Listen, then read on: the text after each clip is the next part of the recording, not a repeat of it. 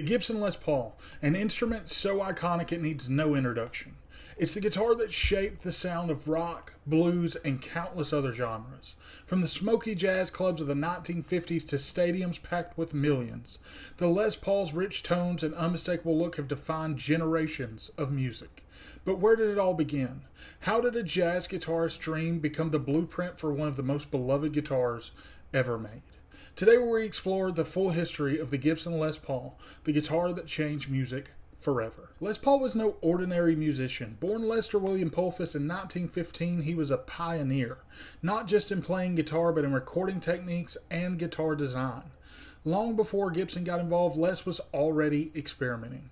In the 1940s, he developed a prototype called the Log, essentially a slab of wood with pickups attached. It was designed to minimize feedback and increase sustain, and this was revolutionary at a time when most electric guitars were hollow or semi-hollow. Les Paul was also a recording innovator, developing multi-track recording that allowed layering multiple instruments and vocals. His technical mind made him the perfect collaborator for Gibson. In the early 1950s, Fender's Telecaster was gaining traction as the first commercially successful solid-body electric guitar. Gibson, famous for their hollow-body jazz guitars, wanted to compete. Les Paul was approached in 1951 by Gibson with the idea of creating a solid-body electric guitar bearing his name. This collaboration was unusual at the time, as guitars rarely carried artist endorsements then. The first Les Paul prototype used a thick maple slab center with mahogany wings glued to the sides to create a guitar body that looked traditional but played like a solid piece of wood. This log design proved the concept. In 1952, Gibson launched the first Les Paul model. It featured a solid mahogany body with a carved maple top, a design that contributed to its warm tone and sustain. The guitar had P90 single coil pickups known for their bright and punchy sound and a trapeze tailpiece. The finish, a striking gold color, which gave it the nickname Gold Top.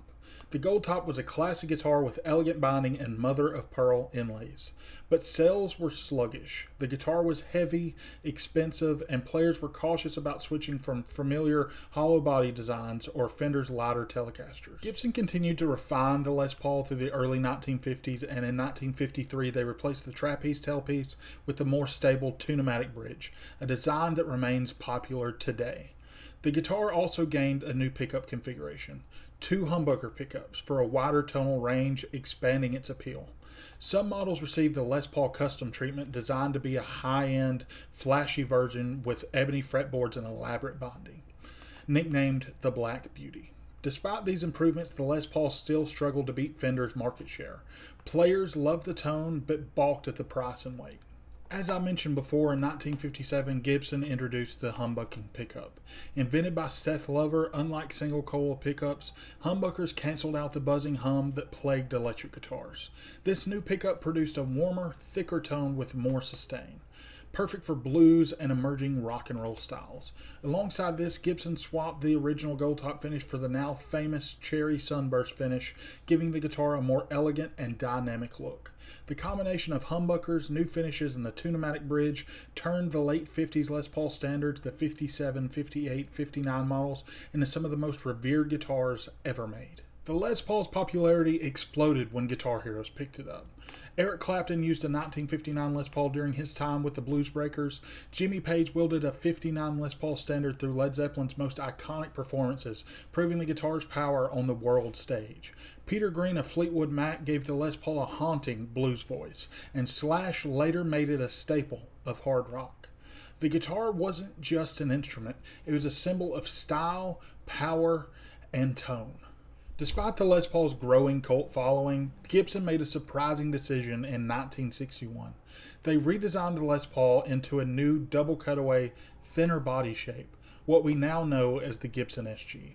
The original Les Paul model was discontinued in 1963. For a decade, the SG was Gibson's primary solid-body electric guitar. Many players missed the original Les Paul's thick carved maple top and heavier body, but the SG found its own fans, including Tony Iommi of Black Sabbath. In the late 1960s, British rock musicians rediscovered the early Les Paul models, sparking renewed demand. Gibson began reissuing the Les Paul Standard in 1968. The 59 Les Paul became a holy grail guitar for collectors and musicians alike. This period also saw numerous custom shop reissues, making the Les Paul a centerpiece of classic rock's sound. The 1970s marked what is now known as the Norlin era of Gibson. Named after the parent company that took control of the brand in 1969, during this period Les Paul saw some of the most controversial changes in its history. To cut costs and keep up with growing demand, Gibson altered many of the guitar's traditional construction methods, introducing multi-piece pancake bodies, three-piece maple necks instead of mahogany, and even a volute behind the headstock to reduce breakage. While these guitars were heavier and often criticized for straying from their original Les Paul formula, they've developed their own cult following today.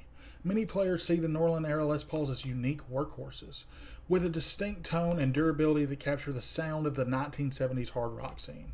Though often debated by purists, this era represents a fascinating chapter in the evolution of the Les Paul. Today, Gibson continues to manufacture dozens of Les Paul variants, from faithful reissues of the 50s and 60s models to modern versions loaded with cutting-edge electronics and hardware. The Les Paul remains beloved by players across genres, from jazz and blues to hard rock and metal. It's a guitar that carries decades of musical history in its shape, wood, and sound. So what makes the Les Paul so special? It's not just about looks or specs. It's about the perfect blend of tone, sustain, and playability. The thick mahogany body with a maple cap creates a complex sound full of warmth and bite. The humbuckers deliver powerful, noise-free output.